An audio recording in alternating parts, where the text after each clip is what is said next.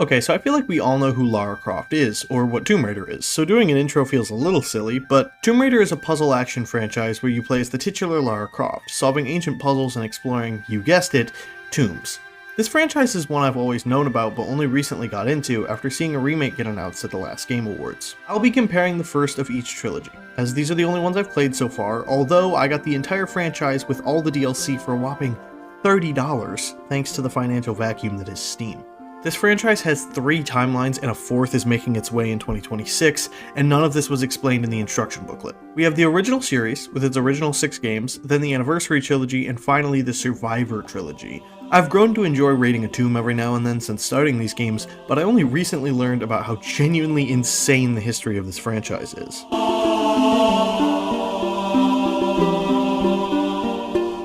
Alright, I'm going to give you the entire development timeline for the Tomb Raider games from the first game to the 6th game, entirely from memory, so probably a lot of this is going to be like misremembered, but I'm not the Discovery Channel. Okay, so it's like 1995, and there's this studio called Eidos Entertainment who owns a studio called Core Interactive. These 2 names are going to be really important, but Eidos is like a super evil company, and you'll see why in a second. Also, I'm going to switch out Eidos and Eidos throughout this because I don't know how to pronounce it. Okay, so it's the 90s, and Core Interactive makes this game called Rick Dangerous, and this isn't really important, I just really wanted to mention Rick Dangerous because I think it's funny. And this guy Toby Gard is like, hey man, I really like Rick Dangerous and I want to make a new adventure game like that. So he pitches it around, but nobody around him has the programming prowess for what he wants to do. He even pitches it to his higher-ups at Core, and they're like, no man, we got nothing. Until this other guy shows up, and he's like, hey man, I'm the greatest programmer ever, and I think this Tomb Raider thing looks easy. Toby and I believe Paul Douglas pitched it to the higher-ups, and they were like, please, please, please, please, please, please, please, I'll feed and water it every day, please, Eidos, please! And Eidos is like, okay, fine, you can make a demo, but if you fail, we're gonna use the tech you made to make an FPS or a fighting game. They make this new way to make levels using a grid design, which was like super limiting, but also it was like perfect for the whole tomb theme, because it was already going to be blocky to begin with. And the heads at Eidos were like, okay, we like this, make it in 1 year or we kill you. And they're like, okay. And then they as in Core Interactive, started making Tomb Raider. But what was this demo, I hear you, specifically in the audience, ask? Well, it was a room with a T-Rex and a lady, and the T-Rex didn't even have enemy AI yet, so you just kinda looked at stuff. Hold on, I hear my attentive gamer audience ask, who is this lady? This isn't Ricky Dangerous? Yeah, that's right. They went ahead and designed a new adventurer to be a woman named Lara Cruz. And Eidos seemed to love it, so much so that they forced their workers at Core to crunch 15 hours a day for a year straight, and they also had one guy port the entire game to the Sega Saturn by himself, and had that version get released 6 weeks early, so they had to crunch even more. Eidos was liking what Core was cooking, and they were stoked to show it off at E3, which eventually they did. But while they were showing it off, they hired several models to dress as Lara, who was now known as Lara Croft, for the event to help promote it. Which eventually led to the over-sexualization of Lara Croft purely for the Vine, which Toby was not a fan of, rightfully so, and he even walked into a meeting showing off the promotional material he had made with an action-oriented theme. And Eidos, the members in this meeting, laughed him out of the office. Hey, remember when I said they were evil? So Tomb Raider comes out, people really like it because it's just a good game, it's really in-depth and just super groundbreaking. And then people make rumors about the game, saying that there was a cheat code to make Lara Croft naked, which then became a mod called Nude Raider. And Eidos didn't take it down. And then people were asking if the cheat code was real, because it got published in like official gaming magazines. It got real coverage, and Eidos eventually got reached out to by official gaming magazines. And you know what they said? I don't know. They didn't deny it, even though it wasn't true. This tarnished the reputation of the developers and the game. Eidos tells Core, after doing all this, that they're gonna have to go ahead and make another one. But also, you got a year to do it. Could you just go ahead and put one of them there cheat codes that makes Lara Croft nude? Can you go ahead and put that for real in the game, actually for real? Core rightfully told them no, and instead added an Easter egg where if you enter a secret code, she does this. So more crunch, more abuse from Eidos, people living in the office, but they finally make Tomb Raider 2, on time somehow, and Eidos says, yeah, go ahead and just make a third one by the end of the year, okay? Yeah, chop. And Core says, no, and the top members of Core negotiate a deal. The deal was basically this. The current members of core would be promoted to like a manager dev type role, where they'd still work on things, but they'd mostly be teaching a new generation on how to make Tomb Raider games. While they were teaching them, they would have 2 Tomb Raider things being made at the same time. Tomb Raider 3, which is going to be in development for the next 2 years, made by the original dev team, while the new dev team handle a smaller DLC for Tomb Raider 2. This will release sometime in between those 2 games. Core loved this deal and accepted it, and began training new devs and working on Tomb Raider 3. Until the devs got invited out for a press conference where Eidos Entertainment announced to the public that the DLC that the new team was working on was Tomb Raider 3, and now all of them had to work on this version and they had like half a year to do it. Miraculously, Tomb Raider 3 released on time again, and a lot of people had left at this point, and right on cue, Eidos said, "Tomb Raider 4, please?" To which Core actually said yes, while shifting their eyes back and forth mysteriously. You see, Core had a plan they weren't going to tell Eidos. They were gonna kill Lara Croft. Core suffers many months of crunch and just terrible working conditions, but by the time Eidos discovered that they had done it, it was too late, and one of the higher-ups could be heard swearing from several offices away, enraged that they killed their cash cow. Core dev team knew this wouldn't be the end, but they had to send a message to Eidos. The game released on time, and it's widely considered to be the last good classic Tomb Raider game.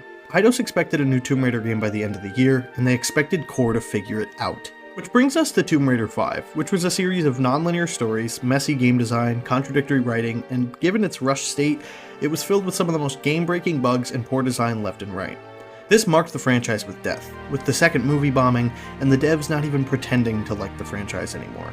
You're the man who gets to play with Lara. Are you tired of looking at her? Yep. It was a cool thing to come onto Tomb Raider in the first place, but the workload is enormous. So do you ever dream about Lara? No. I wasn't happy, particularly personally, with seeing a character that I'd made go out of my control.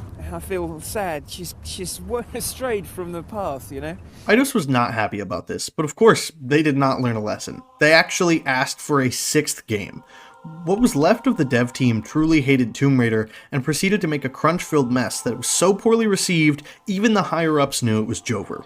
The franchise that had once been the peak of its genre was now known as a remarkably outdated failure, due to corporate greed sucking all life from a once revolutionary game.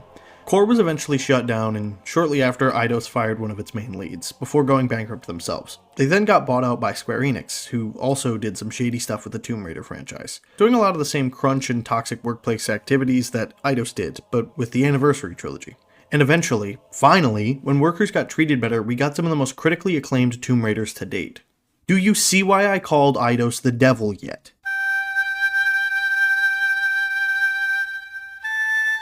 Tomb Raider 1 is a game that was undoubtedly really important for gaming, but one that was a little tough for me to play. But by the time I finished it, I loved the finished product. The game, despite its simple graphics, was incredibly stylized and was remarkably good at making me feel smart whenever I solved a puzzle. The soundtrack had this weirdly nostalgic feel with its old sound, despite me never hearing it before. The game does an amazing job at making you feel like an adventurer, and the game made me want to go out and explore the nooks and crannies of each level. I experienced like 2 or 3 game-breaking bugs throughout my entire playthrough, but overall the game worked really well and didn't leave me glitching out all the time. The story is kinda there, like it definitely is more of a, okay, here's the base information that you need to know, and then just kinda go raid that tomb. And like, it works, to be honest. I vaguely understood the story from what was shown, but I was just excited to see where it was going next. The levels were all really fun, and I liked how unique each location was. My personal favorite part would probably be the 4-key puzzle, or the God Doors as I called it. It was cool to have all these challenges packed into one space, and collecting all the keys needed was just a really good time. One thing I wasn't super impressed with was the combat. It boiled down to just holding left trigger, holding right trigger, and then jumping if an enemy got too close. To be fair, combat not being super engaging was fine by me because I was here for the puzzles and I was satisfied in that regard. But things like boss battles were kind of boring because of how the combat was designed. I was also a big fan of the horror twist the game took in the end.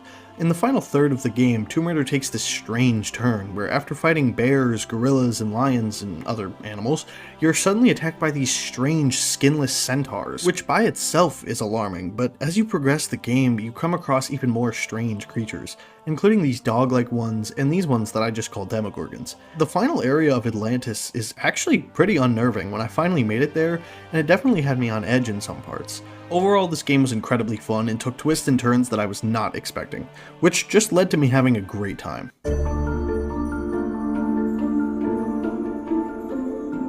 Tomb Raider Anniversary is an amazing remake of the first game, but I'm just going to talk about this game's own merit without comparing it too much to the first one, because we'll be doing that later. Okay, so this game is another one I have mixed feelings on, because it does have good gameplay and it does have good visuals, but there were plenty of times where I was quite frustrated with things like controls, as well as how easy most of the puzzles were. Starting with the controls, sometimes Lara just did not go where I was looking, and it would result in her falling to her death, or at least to her pain, especially in the climbing sections. When needing to jump from one ledge to another with serious precision, Lara will just sometimes decide it's her time and miss a ledge. Overall though, this game plays super well. The controls are fairly streamlined and it makes things like combat way more fun. The combat is fairly similar to Tomb Raider 1 but with slight differences in polish, but they also added new combat features like rage and adrenaline dodging, which basically puts QTEs in the combat. Anniversary feels a lot more like an action game than a puzzle game, much to my chagrin. Some of the puzzles are way too long and others are way too short. I interestingly didn't like the 4-key puzzle as much in Anniversary, but the other 4-key puzzle in the Egypt section was far more enjoyable in Anniversary than it was Tomb Raider 1. I honestly would suggest this game to people if they were looking to start playing Tomb Raider.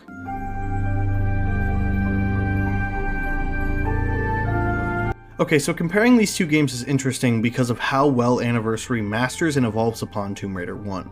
Anniversary takes everything about Tomb Raider 1 that works and makes it a far more polished and well-rounded game for the most part.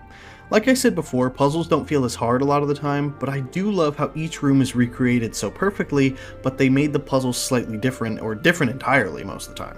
I also love the overhaul in combat. The adrenaline dodging feature, as well as limiting the amount of ammo you can carry per gun, makes you actually think about how to use your alternate weapons. In Tomb Raider 1, my Magnum pistols had like over 1,000 bullets in them because there was not a cap on the amount you could hold, so I just kept hoarding it and it made the final boss a breeze. In Anniversary, the bosses are still a breeze, but the combat made them far more fun and I actually ended up really liking them. The movement is also just so much better, which yeah, it should be, these games were made 10 years apart, but it felt so much better playing as Lara in Anniversary compared to Tank Girl over here. Interestingly, they actually cut some bosses for the Anniversary version. All of the Nat Lagoons are just fought in cutscenes with QuickTime events rather than actual fights. The story also gets a lot of fixing up, where there's an actual full-on narrative and emotional beats.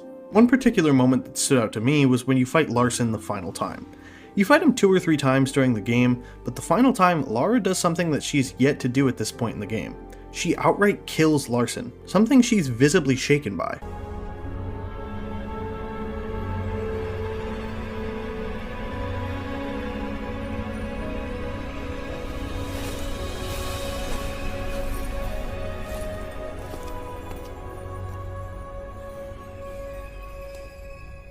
When I saw this, I thought this was awesome. This had a depth to the story compared to Tomb Raider 1 Lara, where she was just unfazed by everything, including dinosaurs. Something I find a little funny about this scene is, this is a really impactful moment, and she does end up killing more people after this, but there's such an added weight to those deaths.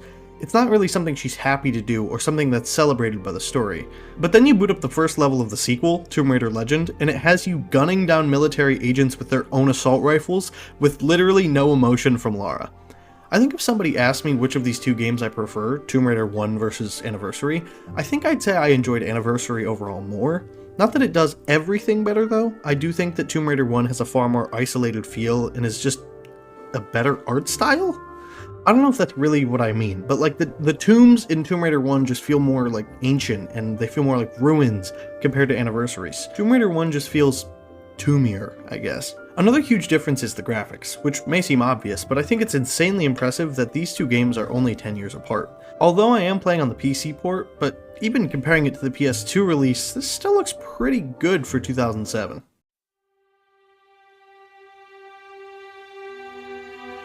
Tomb Raider 2013 is certainly the most violent of these Tomb Raiders, and I'm not just talking about those death animations. Oh my god! But the combat, action pieces, and even cutscenes are cranked up to 11, to the point that this game should probably be called Tomb Raider Fully Loaded. Lara's much younger in this game, she's 21 to be exact, and she's definitely not the Lara Croft we know at this point. Lara in the old games was quippy sometimes, but in this game she constantly has something to say, which isn't a complaint, it's just very clearly different in comparison. Although, sometimes, the writing in this one does feel a little bit like that Unreal Engine Mario video. I thought I smelled something burning. Focus M. Lara is far more reckless in this game, and as I played, I kept watching as Lara was beaten, shot, stabbed, and injured in just about any way that this game's original hardware could render. And at this rate, this version of Lara Croft might be a superhero. Over time, she slowly transforms into the Lara we know, or at least she starts to resemble her, as she goes through hell and back to save her friends. Unfortunately, I only cared for about 2 of these crewmates, and if you put a gun to my head and asked me what their names were, I could not tell you. Maybe that's on me, I can't really say for sure, but the gameplay is super good. Specifically, the gunplay. The combat encounters were never tiring, and they consistently entertained me over the 9.5 hours it took me to beat this game. I did some side quest stuff, but I ultimately did not 100% the game. I enjoyed a lot of the gameplay. Climbing was the best it had been so far, and it was honestly a game I kept wanting to come back to anytime I was away for a bit. I overall really liked a lot of this game, but I feel like this one just doesn't feel like Tomb Raider.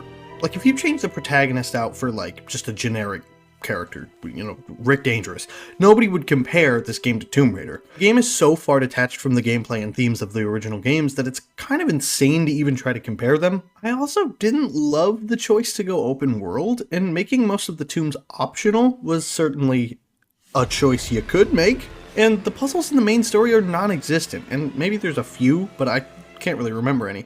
But if you want a classic Tomb Raider puzzle, you can only find them in those optional hidden tombs. This game is definitely a 2013 era video game, but overall I really did enjoy this one. Again, I think the gunplay was great, I loved every encounter, the movement felt way better, and the game just looks really good for its time. I just find it really hard to compare it to the previous entries because of how different it is. If someone asked me what Tomb Raider I suggest for someone that wants to try them out, I'd probably suggest Anniversary. I think that of the 3 of each trilogy, it has the perfect mix of a classic adventure feel with a touch of modern gameplay elements that make it a good balance of the 3.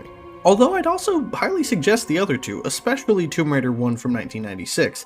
The game was super innovative for its time, and while it may be dated compared to today's games, this game is just for sure an integral piece of gaming history. And Tomb Raider 1 just has this magic in its score and its level design that truly can't be captured by the other 2 entries mentioned in this video. But then Anniversary makes a unique spin on the original tale so well, and it adds so much while keeping it very reminiscent of the original. The changes to the combat and the rewriting of the plot make it a deeper story than its original version, and they were welcome additions that I found myself really enjoying. And then 2013, by far the black sheep of these 3, was an amazing action experience that kept drawing me back to play it more and more, with its phenomenal gameplay and its visually stunning set pieces. All of these games stand on their own and bring so much value to the table, I cannot recommend any of them enough. I intend to play the rest of the series over the course of 2026, and I honestly cannot wait to see where Tomb Raider goes, whether it be her early tales from 1 through 6, or the Anniversary and Survivor trilogies, or the new remake they announced at the 2025 Game Awards. No matter what, I can say I've become a fan of the series, and I can't wait to play more. Thank you so much for watching, and shout out Ricky Dangerous.